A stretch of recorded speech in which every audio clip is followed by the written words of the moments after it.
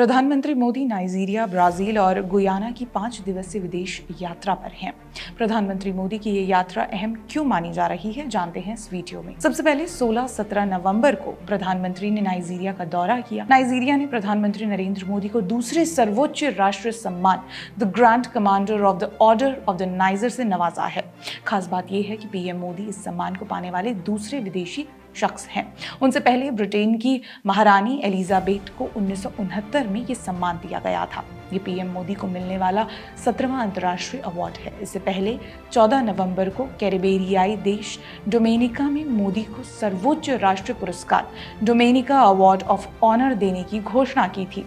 अब पीएम मोदी ने नाइजीरिया से मिले इस सम्मान को भारत नाइजीरिया के रिश्तों को समर्पित किया। आइए कुछ पॉइंटर्स में समझते हैं इस दौरे की मुख्य बातें। भारत की अध्यक्षता में पहली बार नाइजीरिया G20 समिट में मेहमान देश बना। नाइजीरिया में बाढ़ पीड़ितों के लिए 20 टन अनाज मानवीय सहायता भेजी जाएगी। आतंकवाद, समुद्री डकैती, ड्रग्स तस्करी और पायरेसी जैसी समस्याओं पर दोनों देश मिलकर काम करेंगे। कृषि, परिवहन, सस्ती दवा, रिन्यूएबल एनर्जी में भारत नाइजीरिया की मदद करेगा। व्यापार, निवेश, शिक्षा, ऊर्जा, स्वास्थ्य, सांस्कृतिक क्षेत्र में एक दूसरे का सहयोग करेंगे।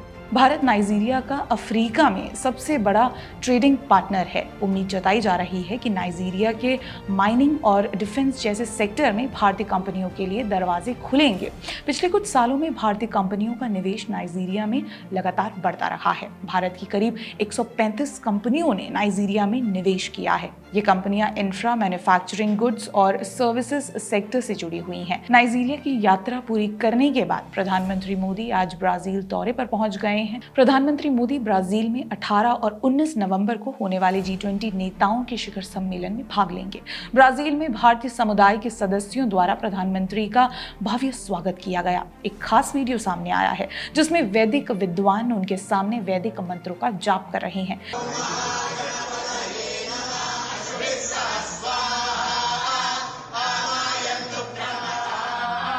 G20 शिखर सम्मेलन की बात करें तो यहाँ प्रधानमंत्री नरेंद्र मोदी की 1 महीने से भी कम अंतराल में चीन राष्ट्रपति शी जिनपिंग से दोबारा मुलाकात हो सकती है। इससे पहले रूस में ब्रिक्स की बैठक के दौरान दोनों नेता मिले थे। ब्राजील के बाद अपनी यात्रा के तीसरे और अंतिम चरण में पीएम मोदी 19 से 21 नवंबर तक गुयाना का दौरा करेंगे। खास बात यह है कि बीते 50 वर्षों में गुयाना जाने वाले वे पहले भारतीय प्रधानमंत्री हैं। पीएम मोदी ने कहा, मैं सबसे पुराने भारतीय प्रवासी समुदायों में से एक के प्रति भी अपना सम्मान अर्पित करूंगा, जो 185 साल से भी पहले वहां गए थे। मैं उनकी संसद को संबोधित करते हुए उनके लोकतंत्र से जुड़ूंगा। मोदी की प्रवासी भारतीयों तक पहुंच उनकी विदेश नीति से जुड़ी हुई है। मोदी एक ऐसा वैश्विक समुदाय बनाने की कोशिश कर रहे हैं जो अपने मेजबान देश के प्रति वफादार हो, लेकिन मूल देश की मदद के लिए हमेशा तैयार रहे। 2015 में जब मोदी ने प्रवासी भारतीयों तक पहुंच बनाना शुरू किया था,